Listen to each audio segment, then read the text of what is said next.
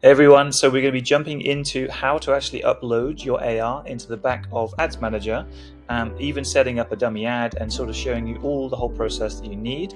I'm also going to have a download below that shows you every step that you need, so you can literally tick it off as you go.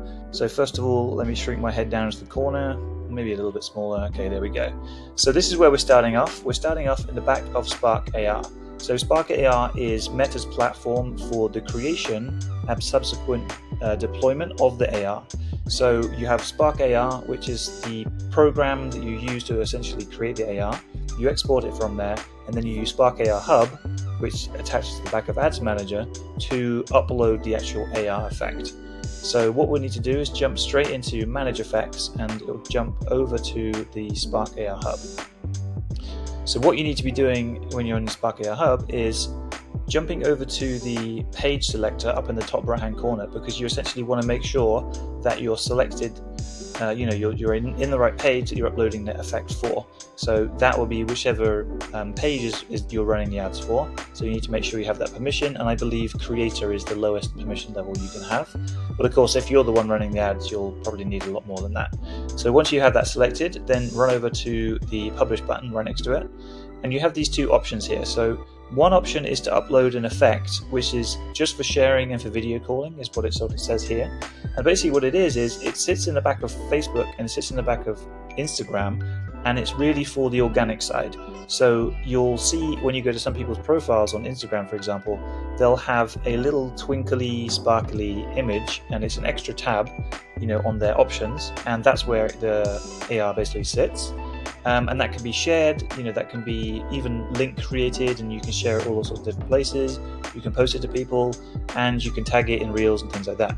So that's not for the ad side, that's just for the organic side. And obviously the ad side is where you upload the AR effect, but for the ads, the actual AR ads. So that's obviously what we want to do, so we're going to click on that. Okay, next you want to name it, test AR. Well, you obviously don't want to name it that, but you want to name it whatever your AR is, and this will just help you know when you jump back into Spark AR, what the AR is basically. And I believe it's named this also in the back of Ads Manager, so it'll just help you track it a little bit more. So what I'm going to do now is upload my own. Okay, so once that's uploaded, you'll see it meets the requirements. If you're not seeing it meets the requirements, there may be an update you need to do, because if you have it created in an old version of Spark AR, for example, there'll be certain things you need to update. So essentially it's just a matter of going in and updating the program and then going back out. But that's a little bit more technical, but if you have any issues like that, feel free to ask any questions you can. So once we have the Watch AR uploaded, we submit. So this can actually take between anywhere between 1 day and 5 days to actually approve. But in the meantime, what you can do is actually run through and update any information in the back end. And I can show you how that works here. So we'll see it's in review. And then you have things like visibility, and then details, files, and then activity log. So you can actually, continuously update it, and you can also test it. So we'll test it now. I forgot. Maybe on my hand. There we go. So you can see it there. So yeah, you can test it out that way to make sure everything's all hunky-dory. But I have one I made earlier, so we can just jump into the back of Facebook Ads Manager, and I'll show you how to upload that. So here we are. So what you want to do is obviously create a campaign. So you basically have one of 4 different options. So brand awareness, traffic, conversions, or it'll be reach. So it'll actually be one of 3 options, but it's basically those are the objectives you can use. So what we'll do is we'll do a conversion base.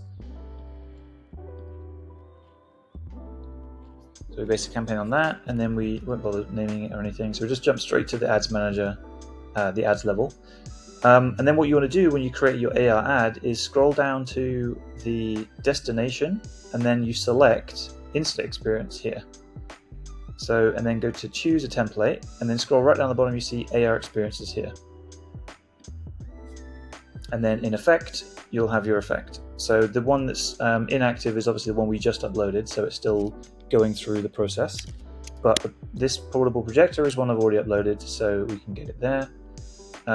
So this part here, so camera facing, you'll create the AR with a side of the camera that's going to be working on, so front camera or back camera, and whatever the creator is creating the AR with that in mind, it will already have that as the setting, so it's just easy to just put default. But you can, if you want, actually specify if you want it to be back or front camera, but most of the time we just leave it as default. And then destination, you can choose a URL. So essentially, if it's going to be a product where you want people to go through to a landing page or a frequently asked question page, or come sign up to a messenger list or whatever it is, then you can put the normal call to action button that you'll have on any normal ad, and then you can put the URL. So, and once that's done, you can select a creative, which will basically pull people into the AR experience.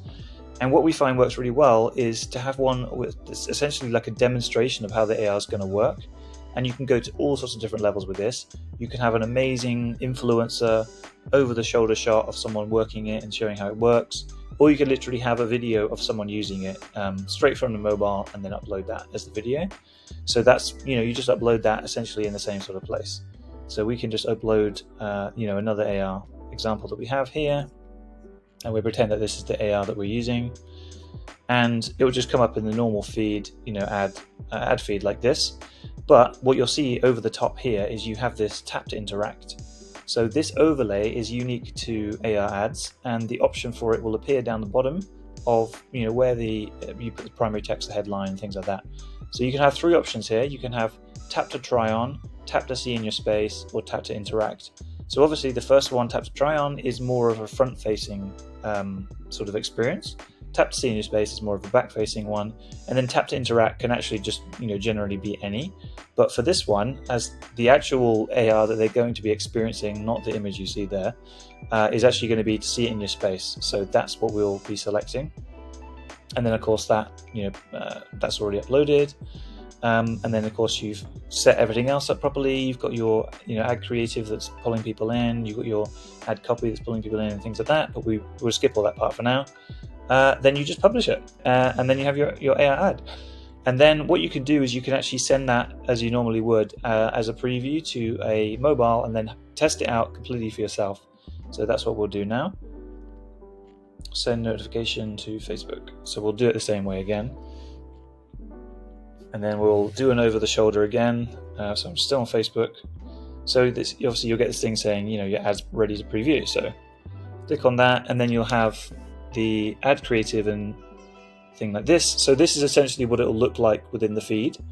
And then what you can do is you can tap to interact, and then it'll open up your camera.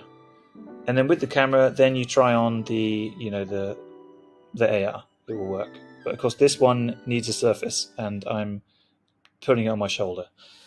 So essentially, that's what you have. That's all the steps you need. But yeah, those are all the steps. And then what we're going to do next time is we're going to dive a little bit into the metrics that you need to look at in order to sort of optimize different parts of the AR, and also on the marketing funnel as a whole. So anyway, I hope you enjoyed that. Feel free to get the cheat sheet down the bottom. But great to chat. Great to see you.